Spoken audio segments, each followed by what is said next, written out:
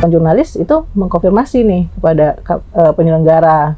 Nah, informasi akurat juga terkait dengan calon-calon yang sekarang sedang bersaing atau berkompetisi ya di Pilkada 2024 ini. Tapi pada prinsipnya baik kita sudah berdiskusi maupun belum, tapi perusahaan pers itu ya wajib mendukung terselenggaranya Pilkada 2024 ini dengan transparan, jujur dan adil. Masyarakat juga sebaiknya skeptis, jangan sampai apatis. Kalau di sekitar kita ada pelanggaran pemilu, ya dilaporkan karena melalui akun-akun Bawaslu ya, melalui Bawaslu atau bisa datang ke Bawaslu kota, kabupatennya ataupun ke provinsi.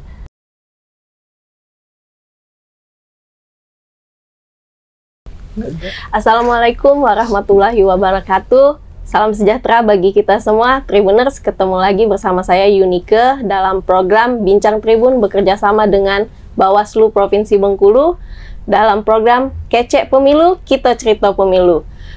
Bincang kita hari ini akan mengangkat tentang peranan media massa dalam mensukseskan pemilihan kepala daerah Pilkada serentak 2024 di Provinsi Bengkulu. Sudah hadir nih bersama saya Tribuners, Ketua Asosiasi Media Cyber Indonesia, AMSI Bengkulu, Mbak Komi Kendi Setiawati. Apa kabar Mbak Komi? Alhamdulillah sehat. Alhamdulillah sehat. Jadi Tribuners, Mbak Komi ini juga di tribunbengkulu.com sebagai BM. Jadi nanti ini pas kita akan tanya-tanya langsung nih sama Mbak Komi, sejauh mana peranan media massa dalam mensukseskan Pilkada termasuk dalam pengawasan Pilkada itu sendiri. Mungkin Mbak Komi langsung saja ini Mbak Komi ceritakan ke Tribuners dimanapun berada yang sedang menyaksikan melalui channel YouTube kita dan Facebook. Ya. Oke. Assalamualaikum warahmatullahi wabarakatuh. Selamat pagi Tribuners. Saya Komi Kendi Setiawati, Ketua Asosiasi Media Cyber Indonesia Wilayah Bengkulu. Jadi sudah disampaikan sama hostnya ini. Kebetulan kita senang sekali ya pagi ini ada di studio podcastnya Tribun Bengkulu. Ini udah studionya baru ya. Baru. Jadi pertama-tama terima kasih nih kepada Bawaslu Provinsi Bengkulu yang telah memberikan support untuk program Kece Pemilu ya.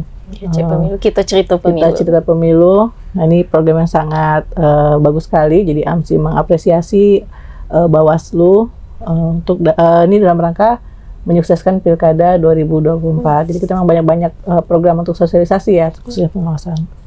Tadi Mbak Yunike cerita soal ini ya, peranan media massa itu. Jadi kalau media massa sebenarnya ada, mungkin udah sering didengarkan bahwa kalau mau menguasai dunia, kita harus menguasai informasi ini ya. Jadi memang media massa ini memang berperan sangat penting dalam segala bidang, termasuk ini khususnya politik. Nah, untuk penyelenggaraan Pilkada sendiri 2024, ini tanggal 27 November, jadi media massa utamanya ya memberikan informasi yang akurat kepada masyarakat. Bagaimana mulai dari persiapan penyelenggaraan, itu kan tahapan-tahapan, terus juga bagaimana Bawaslu berperan dalam mengawasi pemilu, terus kalau ada pelanggaran nih di sekitarnya gitu kan. Itu kan informasi itu diberikan oleh media. Jadi media itu ya harus memberikan pemberitaan-pemberitaan yang mengarahnya ke pemilu, yang informatif soal pemilu. Dan tentu saja harus akurat. Nah, kalau akurat ini dari mana ya? Dari sumber informasi yang paling terpercaya ya dari penyelenggara, dari Bawaslu, dari KPU. Kalau kita lihat kan sekarang sebenarnya Bawaslu dan KPU itu sudah punya juga media sosial atau platform digital yang bisa diakses nih, baik oleh masyarakat maupun media. Jadi itu ya salah satu rujukan kita. Jadi informasinya akurat. Kemudian akuratnya lagi, kawan-kawan jurnalis itu mengkonfirmasi nih kepada penyelenggara. Nah, informasi akurat juga terkait dengan calon-calon yang sekarang sedang bersaing atau berkompetisi ya di Pilkada 2024 ini. Jadi informasinya tentang rekam jejaknya, visi misinya seperti apa gitu kan. Nah, itu informasi itu alangkah baiknya kalau didapatkan dari media-media mainstream. Atau bisa juga lewat media sosial punya penyelenggara KPU ataupun Bawaslu yang resmi ya. Ada kayaknya semua punya sekarang. Nah terkait perannya lagi, kalau perusahaan media atau pers itu juga mendorong transparansi ya. Jadi kita menjadi bagian dari penyelenggara itu seperti Bawaslu dan kita juga ikut mengawasi penyelenggaraan pilkada yang dilakukan oleh KPU. Jadi kalau ada hal-hal yang saya tidak transparan atau tidak berimbang nih, tidak adil gitu kan. Nah, media harus kritis gitu kan. Berarti penting sekali Mbak Komi ya peran media ini sendiri dalam mensukseskan pilkada. Ya, jadi sehingga pilkadanya bisa transparan dan adil tadi adil bagi semua. Nah, apa tantangan yang dihadapi media dalam menjaga objektivitas dan netralitas selama pilkada ini, Mbak Komi? Jadi kalau tantangannya, sebetulnya kalau sekarang tantangan yang paling besar itu karena memang karena sekarang musimnya digital ya, platformnya semua orang bisa berpendapat, setiap orang bisa nge-share berita gitu kan. Jadi kadang-kadang kalau kita itu media harus jadi mengcover ini loh berita-berita yang muncul, kata-kata berita yang ini muncul nih hoax-hoax belum tentu benar, atau misalnya berita buatan akun-akun tidak jelas gitu kan. Sebenarnya itu jadi tantangan. Kadang-kadang masalahnya ada juga sebagian kecil ya mungkin masyarakat itu yang mungkin lebih percaya gitu kan. Jadi lebih percaya mungkin dengan akun-akun yang tidak jelas, tapi mungkin narasinya sedemikian rupa sehingga itu menjadi ini ya. Tapi sebetulnya tantangan lain juga kadang-kadang kita itu kalau jadi perusahaan media itu harus pandai-pandai nih, pandai-pandai dalam pemberitaan. Slip dikit kita bisa jadi dianggap pendukung calon tertentu ya benar. Misalnya kadang soal pemilihan warna, soal itu kan bisa jadi ini ya, bisa jadi digoreng itu buat orang-orang tertentu. Padahal mungkin nggak masuk ke situ. Jadi memang kita juga lebih berhati-hati, jangan sampai berpihak. Tapi beberapa perusahaan media gitu, dari yang saya tahu ya, ada juga yang sudah menerapkan kebijakan. Misalnya kalau kita memberitakan calon A, ada 5 berita gitu kan. Itu Tribun sendiri itu Mbak Komi ya. Itu kita gitu. Dalam pemberitaan ini harus seimbang. Satu calon A kita beritakan, calon B-nya harus diberitakan, 5-5-nya harus kita beritakan gitu. Jadi kalau turun ke 3 berita, 3 berita juga yang calon sebelahnya gitu ya. Gitu. Harus berimbang dengan ton yang sama. Nah, tapi kadang-kadang kita sudah berimbang pun masih ada nih yang itu masih dianggap tidak netral tuh masih ada. Ya, tapi sebisa mungkin kalau kita menghadirkan pemberitaan yang berimbang tadi, kita yakin masyarakat tuh bisa menilai gitu kan. Kita menjaga independensi. Intinya ya kita nggak boleh berpihak pada calon satu pun manapun ya, nama untuk menjaga netralitas selama pilkada ini tadi ya. Nah, sebetulnya ada juga sih, karena kalau soal keberpihakan, setiap media itu masing-masing punya kebijakan sebetulnya. Tapi yang selalu harus kita ingat bahwa perusahaan pers itu juga diawasi loh oleh masyarakat, dilihat gitu. Jadi kita memang juga harus ya bisa-bisa nanti kalau jangan sampai kan sudah banyak nih pengalaman di pilkada ketika berpihak, calon yang didukung kalah. Nah, kan kita juga nih masyarakat nggak percaya lagi dong sama kita. Ini untuk menjaga kepercayaan masyarakat juga ya, pentingnya menjaga objektivitas dan netralitas pemberitaan selama pilkada. Nah, kalau untuk kontribusi media itu sendiri dalam mengedukasi pemilih tentang hak dan kewajiban mereka itu sejauh mana ini Mbak Komi? Jadi kalau media ya, kalau memang tugasnya ya sudah menjadi fungsinya. Jadi salah satu fungsi media itu kan ada edukasi ya. Jadi sudah menjadi kewajiban bagi media itu untuk memberikan informasi-informasi yang akurat, yang valid itu kepada masyarakat terkait penyelenggaraan pemilihan umum maupun pilkada. Terus juga kita mendorong nih kepada publik untuk memilih gitu kan, jangan sampai tidak memberikan hak suaranya pada saat pilkada. Iya. Termasuk berarti kan ini pemilih pemula ini banyak nih nanti. Nah, peran media di sini untuk mengedukasi pemilih pemula tentunya perlu kan, biar pemilih pemula ini menggunakan hak suaranya dan memilih ya benar-benar berdasarkan hati nurani gitu. Jadi kalau yang sudah dilakukan nih media di perusahaan media itu biasanya ada berita nih, pemberitaan melalui pemberitaan. biasanya pemberitaan terkait pilkada ini walaupun tanpa advertorial itu banyak dicari oleh orang di pencarian misalnya. Jadi memang sudah menjadi topik bagi perusahaan pers untuk melakukan pemberitaan pilkada. Kemudian biasanya juga ada juga yang membuat konten-konten nih, konten-konten terkait pilkada. Terus juga yang sudah dilakukan perusahaan media itu juga misalnya dengan sosialisasi secara langsung. Jadi mungkin kemarin dengan penyelenggara kita ada sosialisasi langsung. Kan kita terlibat langsung ya, misalnya dengan ke mahasiswa, pemilih pemula gitu kan, atau juga nanti mungkin dengan pemilih marginal, kelompok marginal seperti itu kan. Jadi kita menjadi mitra juga nih. Jadi selain kita memberitakan news yang memang menjadi tugas kita, ada juga sosialisasi juga melalui program seperti Kece Pemilu hari ini. Iya, sosialisasi melalui podcast. Iya. Kalau untuk peranan media dalam mencegah berita hoax atau berita palsu ini gimana ini kaitannya, Mbak? Kalau untuk perusahaan media sebenarnya kalau kita di jurnalistik ya, sudah ada proses nih, mulai dari perencanaan peliputan, terus kawan-kawan liputan, nanti mengumpulkan data fakta di lapangan, kemudian diverifikasi lagi nih apa benar apa tidak informasinya, terus juga harus cover both side, apakah sudah ada konfirmasi dari narasumber yang terlibat, misalnya kan. Baru nanti disunting oleh editor, baru dipublish. Ya. Jadi memang kalau peran kita dalam ini memang sudah kita lakukan, sudah menjadi tugas gitu kan. Nah yang memang kita tidak bisa kendalikan itu kan ketika kita di banyak akun-akun media sosial. Sebenarnya media sosial kan bukan perusahaan pers, tapi itu menjadi media yang juga punya pengaruh sekarang kan di masyarakat. Nah itu kan kita nggak bisa.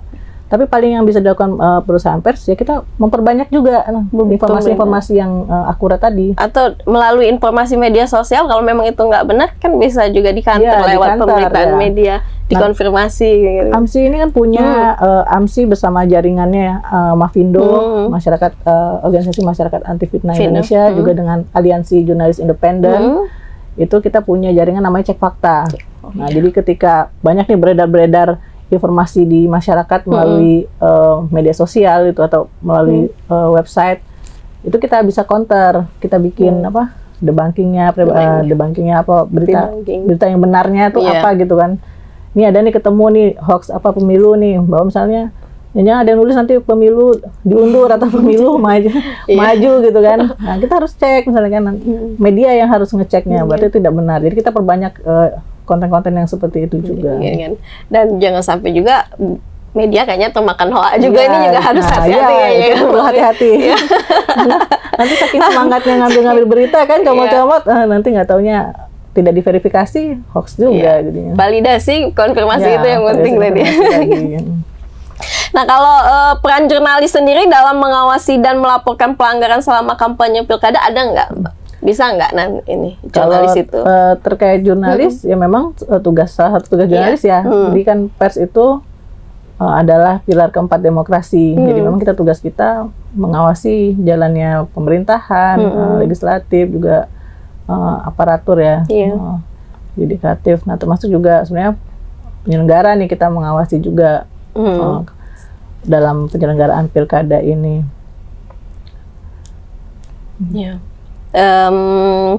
Kalau untuk pengaruh media sosial terhadap opini publik dalam konteks pilkada 2004 ini tadi seperti yang Mbak Komi sampaikan itu berpengaruh sekali ya Mbak Komi ya.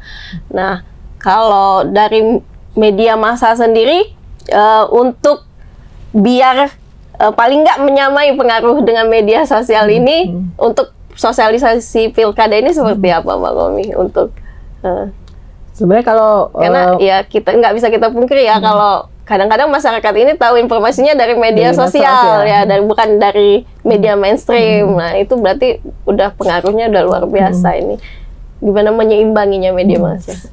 Sebenarnya menyeimbanginya ya kadang kita nggak bisa juga sih memaksakan orang yang mengarahkan.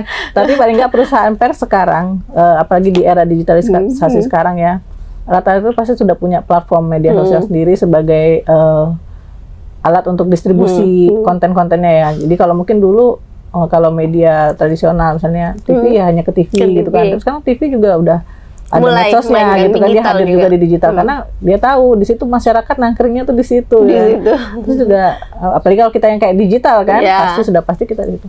Ya jadi memang yang bisa kita lakukan adalah memperbanyak konten-konten edukasi tadi. Dan di-share lewat media sosial juga ya, yang punya media massal. Ini kan sudah punya, rasanya udah masing-masing udah punya media sosial. Sekarang udah jadi ini kayaknya semua media massa pasti punya official itu ya, media sosial untuk distribusi konten. Kalau untuk kolaborasi antara media dan penyelenggara pemilu dalam meningkatkan transparansi dan kepercayaan publik ini udah pernah terrealisasi ya nggak, Mbak?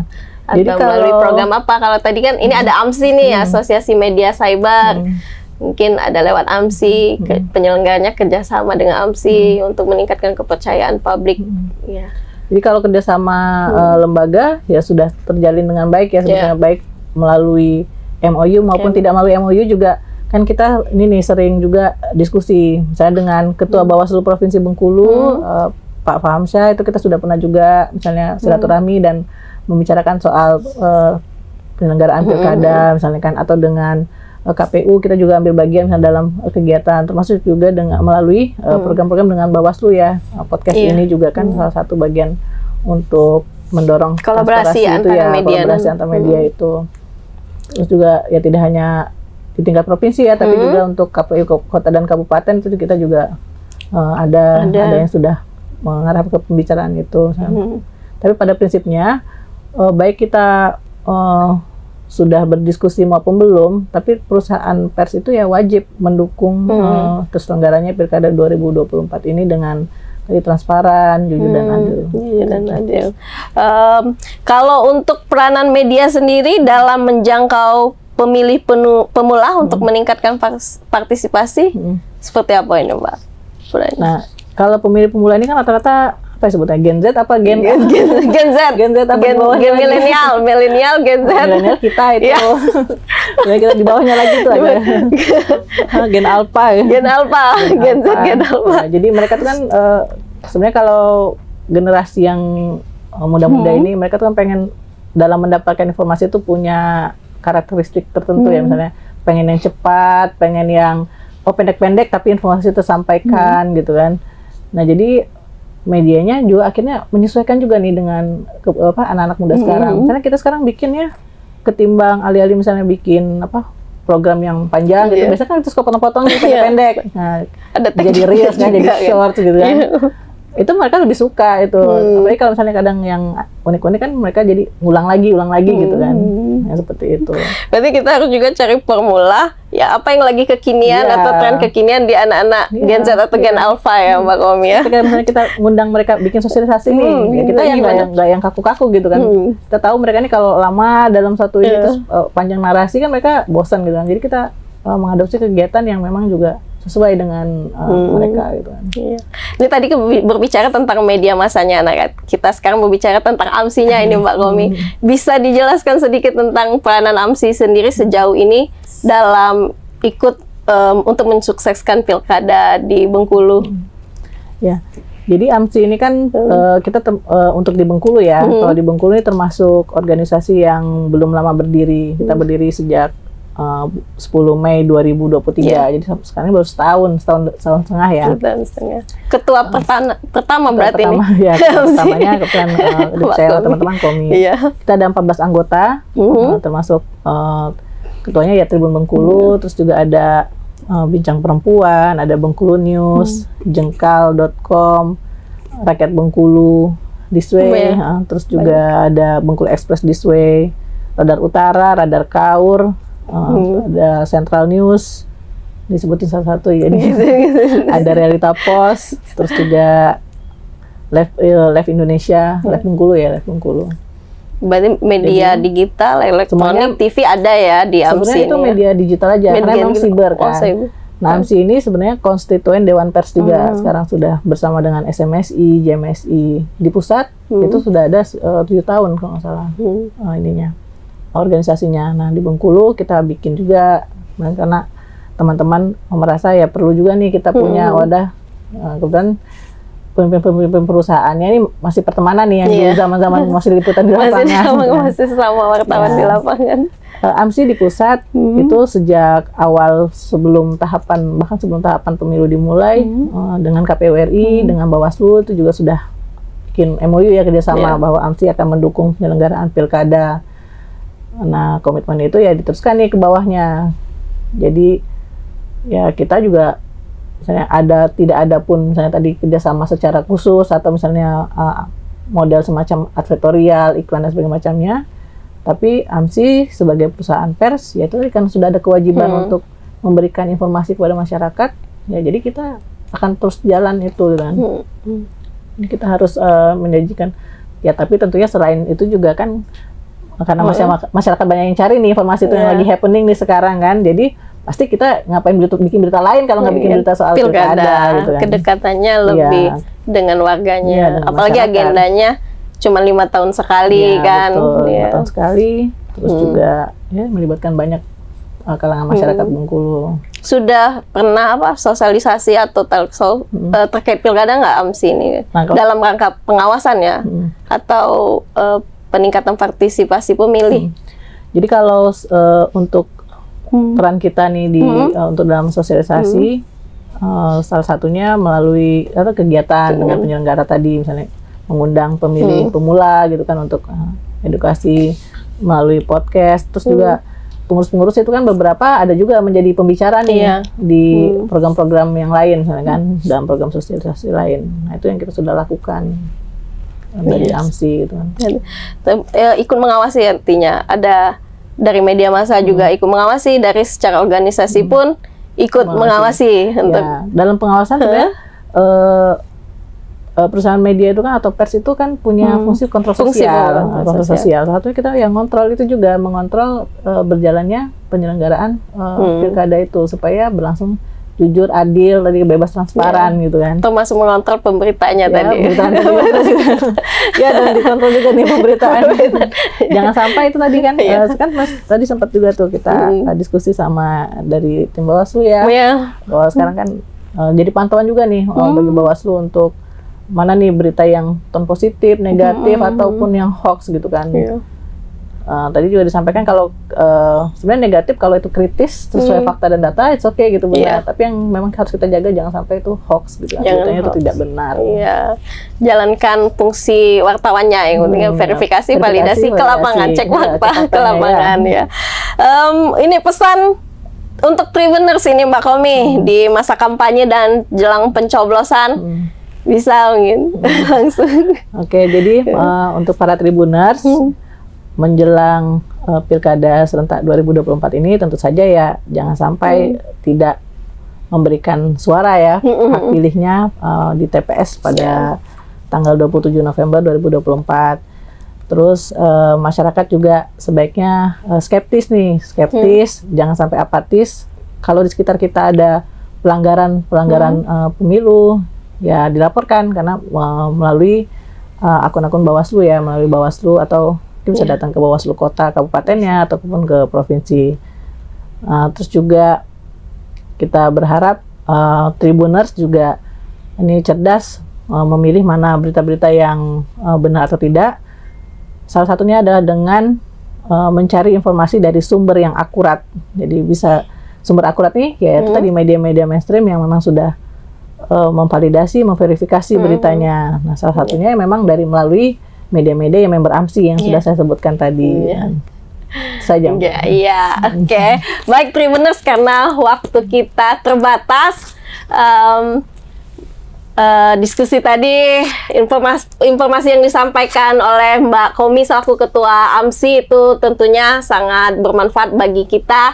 Dan yang dapat saya simpulkan kalau media massa itu punya peranan penting dalam mensukseskan termasuk dalam pengawasan pemilihan kepala daerah itu sendiri. Baik, saya Yunike Carolina selaku host undur diri. Sampai ketemu dalam program selanjutnya. Wassalamualaikum warahmatullahi wabarakatuh.